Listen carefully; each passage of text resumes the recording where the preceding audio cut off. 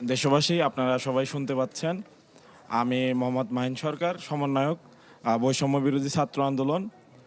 আমাদের এই আজকের অর্জন, এটি আসলে অর্জন অবশ্যই, কিন্তু এর জন্য আমাদের অনেক বেশি মূল্য দিতে হয়েছে। আমরা যে দেশকে আমরা স্বাধীন ভাবতাম, সেটি আসলে স্বাধীন ছিল না, এটি আমরা জানি, এবং এটা প্রমাণিত হয়েছে এই বিপ্লবের মাধ্যমে।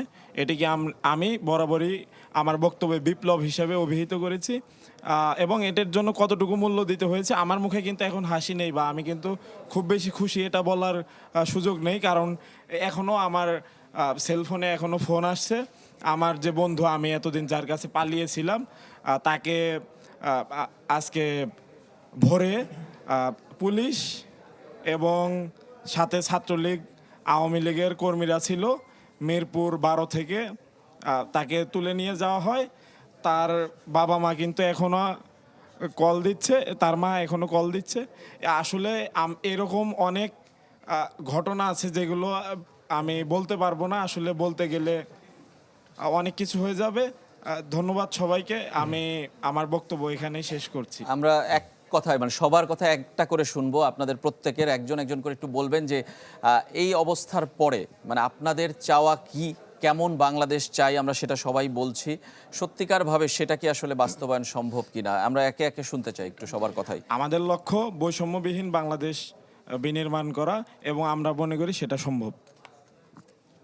সকলে সহযোগিতা কামনা করছি এবং সকলের সহযোগিতার মাধ্যমে আমরা বৈষম্যহীন একটা বাংলাদেশ তৈরি করতে পারবো।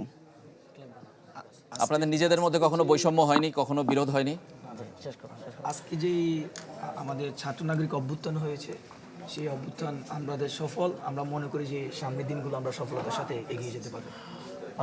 আমরা দেশবাসীর আশা আকাঙ্ক্ষার প্রকৃত প্রতিফলন নিশ্চিতের মাধ্যমে একটি বৈষম্যহীন সাম্যের ভিত্তিতে এবং সকল প্রকার স্বৈরাচার এবং ফ্যাসিবাদী ব্যবস্থার বিলোপ ঘটানোর মাধ্যমে দেশবাসীর স্টেক হোল্ডিং নিশ্চিত করার মাধ্যমে একটি সরকার গঠনের মাধ্যমে বাংলাদেশকে নতুনভাবে গড়তে চাই।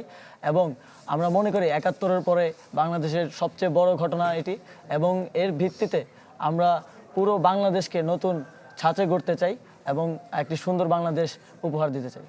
নাহিদ ইসলাম। আমরা বরাবরই বলে এসেছিলাম যে আমরা যখন আহত হয়েছিলাম, আমাদেরকে নিরাপত্তা দিতে আমাদের অভিভাবক সহ সর্বস্তরের নাগরিকরা আমাদের সাথে নেমে এসেছিলেন। তারা হতাহত এবং শহীদ হয়েছেন। তাদেরকে মুক্ত করতে স্বৈরাচারের থাবা থেকে আমরা এটাকে এক দফার আন্দোলনে ঘোষণা করেছিলাম। তা আমাদের এই এক দফার যে কমিটমেন্ট, সেই কমিটমেন্ট আমরা রক্ষা করব। জনগণ এবং শহীদের রক্তের সাথে আমরা বেইমানি করব না।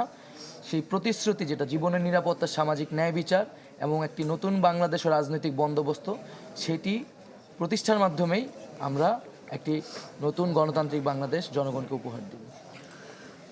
দেখুন, 2024 সালে এসে আমি এমন একটি বাংলাদেশ আসলে চাই, যে বাংলাদেশে আমার মিডিয়ার যে ভাই বোনেরা রয়েছেন তারা সত্যি তথ্যটা সবার সামনে তুলে ধরতে পারবেন। এমন একটি শিক্ষা ব্যবস্থা চাই যেটি দিয়ে আমরা পুরো বিশ্বকে চ্যালেঞ্জ করতে পারবো।